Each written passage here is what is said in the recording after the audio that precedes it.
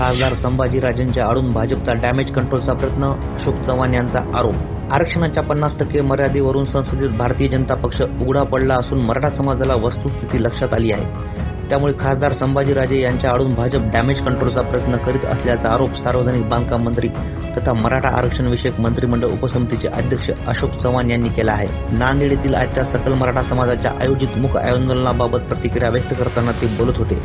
खासदार संभाजीराजे मराठा समाजासाठी प्रामाणिकपणे काम करणारे भाजपमधील एकमेव नेते आहेत। त्यांच्याबद्दल मला नितांत आदर आहे। त्यामुळे त्यांनी माझ्यावर केलेल्या वैयक्तिक टीकेला मी उत्तर देणार नाही, परंतु भाजप त्यांचा गैरवापर करते आहे। नांदेडमधील आंदोलन हे भाजप प्रणित होते याची कदाचित त्यांना कल्पना नसावी। या आंदोलनासाठी भाजपचे कार्यकर्ते गोळा करण्यात आले होते। बहुतांश मराठा संघटना आजच्या आंदोलनात सहभागी झाल्या नव्हता, असे चव्हाण यांनी यावेळी सांगितले।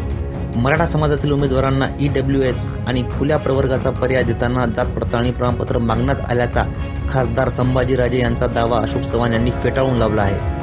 पात्र मराठा उमेदवारांना केवळ EWS प्रमाणपत्र मागण्यात आले आहे। उमेदवारांना हे प्रमाणपत्र देण्यासाठी राज्य सरकारने शासन निर्णय जारी केला आहे।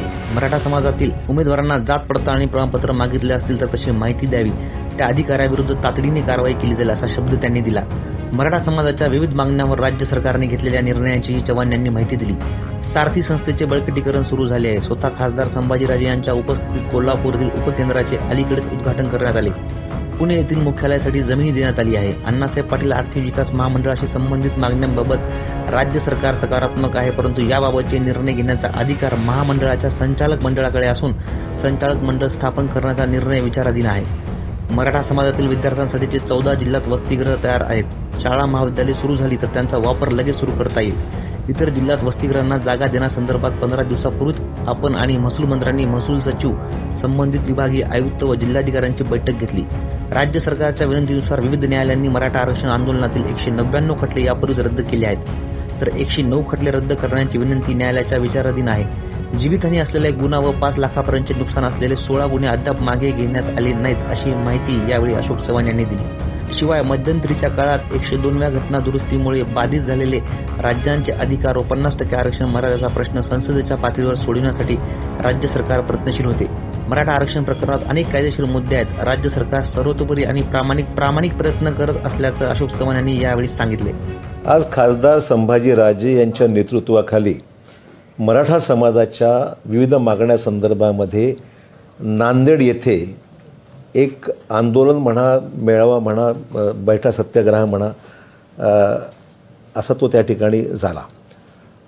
मला एवढंच सांगायचं आहे की मला संभाजीराजेंच्याबद्दल नितांत आदर आहे आणि त्या आदराला लक्षात घेऊनच मी त्यांनी जी काही व्यक्तिगत टीका माझ्यावर जी काही केली असेल किंवा केली आहे त्याबद्दल मी कुठल्याही प्रकारचं व्यक्तिगत पातळीवर उत्तर त्यांना देणार नाही, कारण की माझे त्यांचे संबंध आजपासून नाही तर माझ्या वडिलांपासून राजेंच्या घराण्याशी संबंध राहिलेले आहेत। त्यामुळे व्यक्तिगत पातळीवर त्यांनी केलेल्या टीकेला मी कुठल्याही व्यक्तिगत स्वरूपात किंवा टीका असं मी उत्तर देणार नाही, हे मला मुद्दाम सांगितलं पाहिजे। परंतु मला हेही नमूद केलं पाहिजे की ह्या सगळ्या आंदोलनाच्या पार्श्वभूमीवर आजचं आंदोलन जे आहे हे संभाजीराजेंना कदाचित माहीत आहे की नाही मला माहीत नाही, परंतु भाजप प्रणित आंदोलन राज्याच्या अनेक ठिकाणी करण्याचा प्रयत्न भाजपने सुरू केलेला आहे आणि डॅमेज कंट्रोल एक्सरसाइज म्हणजे संसदेमध्ये झालेलं एकंदरीत सर्व बॅकग्राऊंड, संसदेमध्ये भाजपची असलेली भूमिका मौन धारण करण्याची आणि संभाजीराजे एकमेव असे राज्यसभेतले सदस्य होते की ज्यांना बोलायलासुद्धा प्रतिबंध करण्याचा प्रयत्न झाला। शेवटी विरोधी पक्षाच्या नेत्यांनी आग्रह धरल्यानंतरच संभाजीराजेंना त्या ठिकाणी बोलू दिलं गेलं होतं आणि लोकसभेत भाजपचा एकही सदस्य महाराष्ट्रातला या म्हणजे मराठा समाजाचा या बाबतीमध्ये बोलू दिलं नाही त्यांना किंवा ते बोलले नाहीत, ही वस्तुस्थिती आहे। त्यामुळे हे सर्व जो डाव आहे तो आता भाजपवर उलटलेला आहे आणि म्हणून डॅमेज कंट्रोल एक्सरसाइज करण्याचा प्रयत्न भाजपने महाराष्ट्रामध्ये सुरू केलेला आहे।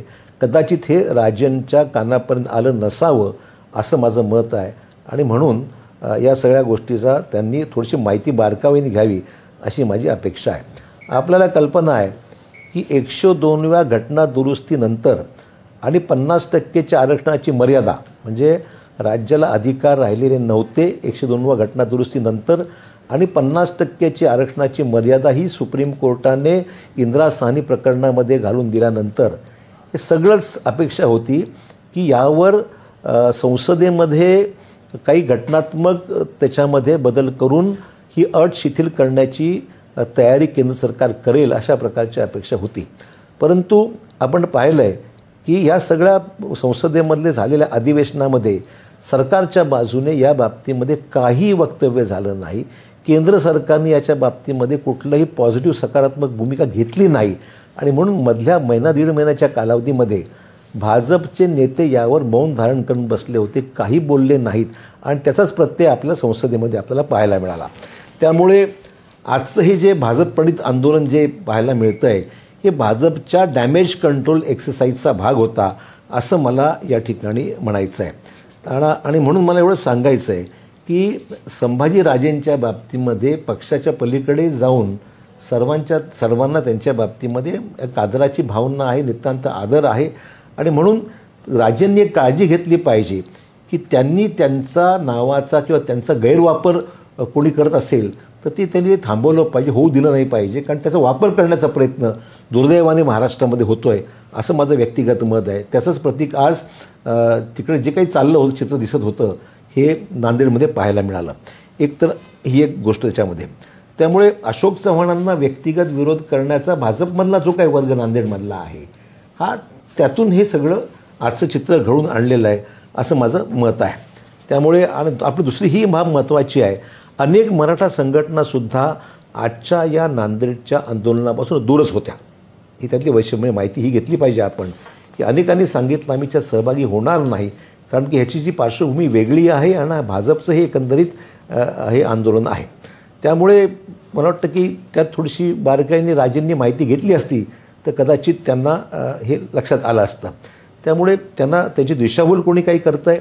आणि दुसरा विषय असा आहे की मला माहीत नाही त्यांना कोणी ही माहिती दिली की खुल्या प्रवर्गातील लोकांसाठी आम्ही कास्ट व्हॅलिडिटी मागितली, असं एकही घडलं नाही.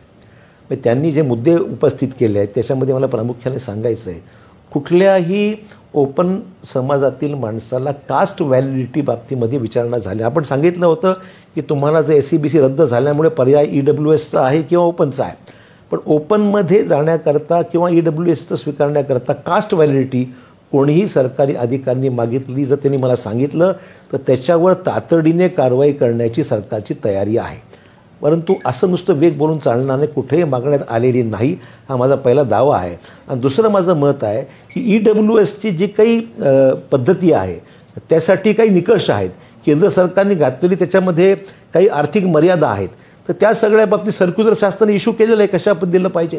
तर EWSचं सर्टिफिकेट पूर्वलक्षी प्रभावाने देण्याच्या बाबतीमध्ये सरकारचं लिखित GR काढलेलं आहे आणि त्या GR प्रमाणे ते उपलब्ध आहे. मुद्दा फक्त एवढाच आहे की याच्यामध्ये EWSच्या कंडिशन्स ज्या आहेत त्या केंद्र सरकारने घालून दिल्या, त्याचं कंप्लायन्स करावंच लागतं.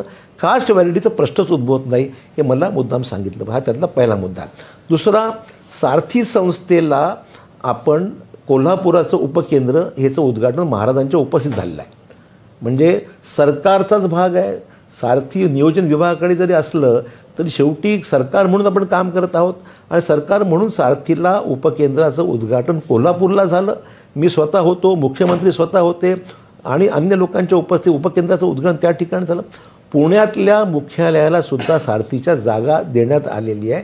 तो निर्णयसुद्धा घेण्यात आलेला आहे. जागा आता पुढची बांधकाम वगैरे प्रक्रिया जो अवधी लागेल तो लागेल, पण जागा देण्यात आलेली आहे.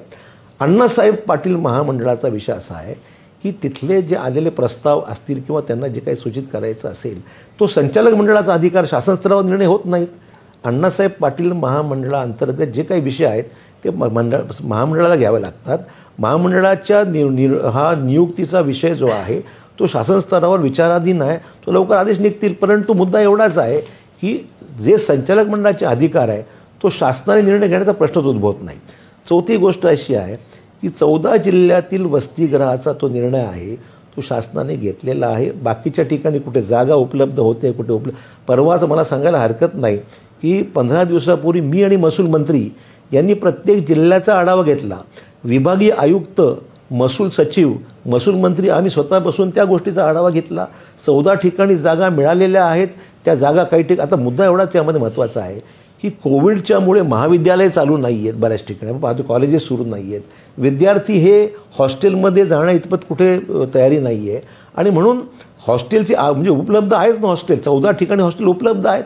त्यामुळे तिथे जर कोणाला ॲडमिशन घ्यायचं तर रोखलं आहे कोणी.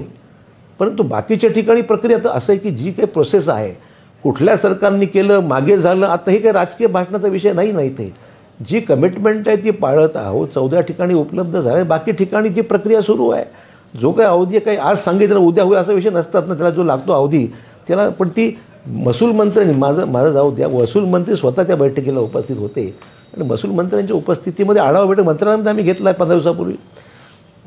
पुढचा विषय जो आहे की गुन्हे मागे घेण्यात आलेले नाहीत जे गुन्हे आंदोलकांवर झालेत. मला हे मुद्दाम खुलासा केला पाहिजे की एक जीवितहानी झाल्याचा एक विषय आहे की ज्या ठिकाणी एक माणूस मृत्युमुखी पडलेला आहे आणि 5 लाखापेक्षा जे काय आर्थिक नुकसान अधिकचं झालं आहे हे 16 गुन्हे आहेत. हे वगळले कारण ह्या गोष्टीला शासनाचे जे नियम आहेत त्याच्याप्रमाणे कुठे 5 लाखापेक्षा जास्त डॅमेज झाले तर पैसे भरावे लागतात त्याला. हे नियमाचा गव्हर्नमेंटचा. किंवा एक जीवितहानी झाली माणूस मेला आहे त्याच्यामध्ये. अशा केसेस जर वगळल्या तर जवळपास 199 खटले मागे घेण्यास यापूर्वीच मंजुरी देण्यात आलेली आहे आणि 109 खटले मागे घेण्याबद्दल सध्या विषय न्यायालयामध्ये आहेत. तर आम्ही कोर्टाजवळ गव्हर्नमेंटने बाजू घेतलेली आहे की 109 खटले मागे घ्या. तर तो निर्णय न्यायालयाला घ्यायचा आहे. आमची भूमिका आम्ही मांडलेली आहे. कोर्टाने निर्णय घ्यायचा आहे 109 वापस घेण्याच्या बाबतीमध्ये. सकारात्मक सरकारने भूमिका घेतली की मागे घ्या आणि 199 खटले मागे घेण्यास मंजुरी देण्यात आलेली आहे. म्हणजे राहतो प्रश्न कुठला जे न्यायालयामध्ये राहिले ते न्यायालयाच्या प्रक्रियेचा भाग आहे. आणि जे 16 गुन्हे जे आहेत ते गुन्हे असे आहेत की जे नुकसान झालेलं आहे आणि एक जीवित ते वगळतात. ते काही करता येत नाही. त्याच्यामध्ये अडचणी आहेत कायदेशीर अडचणी पण करता येत नाही. तर पुढचा मुद्दा असा आहे की राज्य सरकारने पुढे SCBCच्या बाबतीत पुढे कारवाई करण्यासंदर्भात तुम्ही काय केलं असा प्रश्न विचारण्यात आला. मला एवढंच म्हणायचं आहे की केंद्राची पुनर्विलोकन याचिका फेटाळल्या गेली. राज्याची पुनर्विलोकन याचिका अद्यापही फेटाळण्यात गेलेली नाही. ती अद्यापही सुप्रीम कोर्टामध्ये प्रलंबित आहे आणि भोसले न्यायमूर्ती भोसलेच्या समितीने सांगितलेलं आहे की त्याचा निकाल लागल्यानंतरच पुढची प्रक्रिया जी काही आहे ती करावी लागेल. आणि दुसरी सगळ्यात महत्त्वाची गोष्ट म्हणजे आमची अपेक्षा ही होती की संसदेमध्ये हा विषय मार्गी लागेल ना. महत्त्वाचं कसं होतं की संसदेमध्ये 102व्या घटना दुरुस्ती अधिकार तुम्ही राज्याला देत असताना तुम्ही काहीतरी त्याच्यामध्ये 50%ची अट शिथिल कराल असं आम्हाला वाटलं होतं. मग त्यामुळे संसदेचं अधिवेशन चालू होतं. एकीकडे हा भाग होता आणि दुसरीकडे आमची न्यायालयीन प्रक्रिया जी आहे ती अद्याप सुप्रीम कोर्टामध्ये प्रलंबित आहे. या दोन्ही एक गोष्टी आता तुम्ही नाकारलाच आहे. तुम्ही काहीच केलं नाही सुप्रीम कोर्टच्या पार्लमेंटमध्ये. तर सुप्रीम कोर्टाने निर्णय घेतल्यानंतर पुढची जी प्रोसेस आहे ती प्रोसेस याच्यामध्ये निश्चितच लक्ष घालू त्याच्यामध्ये. पण जोपर्यंत हे होत नाही तुम्हाला लिगलीसुद्धा ह्या विषयावर मार्ग काढणं जोपर्यंत निर्णय होत नाही त्या पिटिशनमध्ये रिव्ह्यू पिटिशनमध्ये तोपर्यंत काय करता येणार नाही. त्यामुळे मला वाटते की ह्या सगळ्या गोष्टी मी स्पष्ट केलेल्या आहेत. कुठेही त्याच्यामध्ये राजकीय मला त्याच्यामध्ये काही याच्यामागची भूमिका नाही आहे. जी भूमिका आहे प्रामाणिकपणे मी आत्ता पण प्रयत्न केलेला आहे. आगामी काळात सुद्धा मी प्रयत्न करत राहणार. संभाजीराजे माझ्यावर काही जरी बोलले असतील त्याचा राग माझ्या मनात अजिबात नाही. त्यांचं मी स्वागतच करेन. त्यांच्या सूचनेचं अजूनही स्वागत करेन. आणि मला वाटतं महाराष्ट्राच्या मुख्यमंत्र्यांनी अतिशय डिटेल पत्र त्यांना दिलेलं आहे. सगळ्या गोष्टी जे मांडतो सगळ्या गोष्टी उल्लेख त्याच्यामध्ये अजून काय करायला अपेक्षित आहे. तुम्ही नांदेडला जे झालं तुम्ही म्हणता की भाजप प्रणित होतं म्हणजे संभाजीराजे ज्या लोकांसमोर आज बोलले ते सगळे भाजपचे लोक होते. हे भाजप प्रणितच होतं ना. हे ऑर्गनाईज करण्याचं जे काम आहे गाड्या कोणी लावल्या कोणी म्हणजे सगळी आमची माहिती आहे ना. आम्ही रोज तिथे लोकलचेच आहोत. त्यामुळे जे कोणी हा सगळा घडून आणला कार्यक्रम राजेंना कदाचित जे बॅकग्राऊंड नसावी या गोष्टीची हे भाजप प्रणित आंदोलन नांदेडमध्ये करण्यात आलेलं आहे. ह्याची न्यूट्रल काही असेल प्लॅटफॉर्म तर गोष्ट वेगळी होती. हा सगळा भाजपचा व्यासपीठ होत आहे. सर दुसरीकडे राज्यपालांची भेट देखील काही संघटनांनी विनायक मेटे यांच्या माध्यमाने घेतलेली आहे. मराठा आरक्षणाचे मुद्दे राज्य सरकार मार्गी लावते. राज्यपालांनी याच्यामध्ये हस्तक्षेप करावा. मला जी कोणी राज्यपालांना जरूर भेटावं राज्यपालांनी मदत आम्हाला करावी अशी माझी अपेक्षा आहे. पण मला एवढंच म्हणायचं आहे मधल्या काळामध्ये ज्यावेळेस हा विषय सुप्रीम कोर्टाच्या वर्डिक्ट नंतर केंद्राकडे गेला होता, त्या 1.5 महिन्यामध्ये ही मंडळी का बोलली नाहीत, हा आमचा विषय आहे.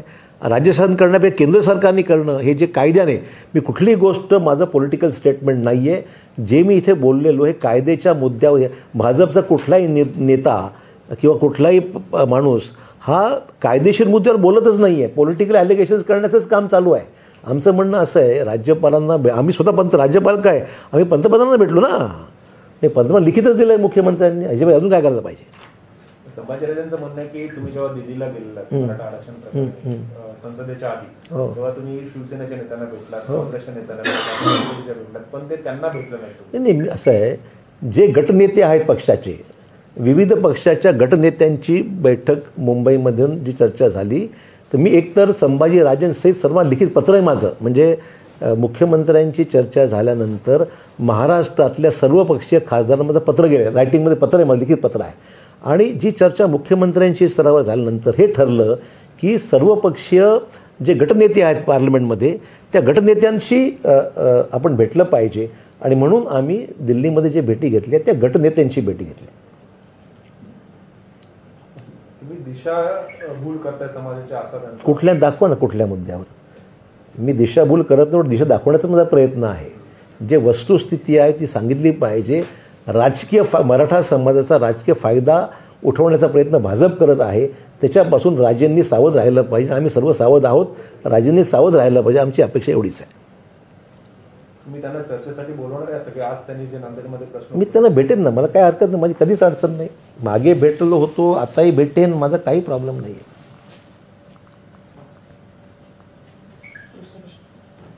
सांगा अजून काही. हो, दुसरे कुठे हेच वर बोला.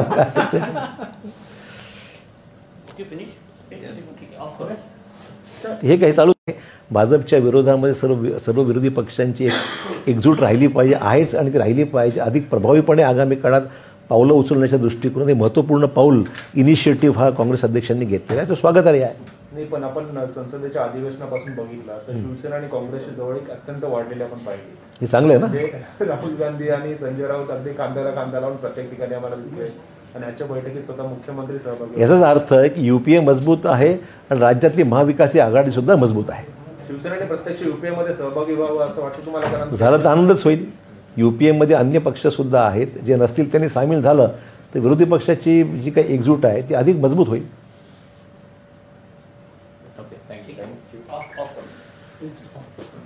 हे पण उचला, मग बोलतो.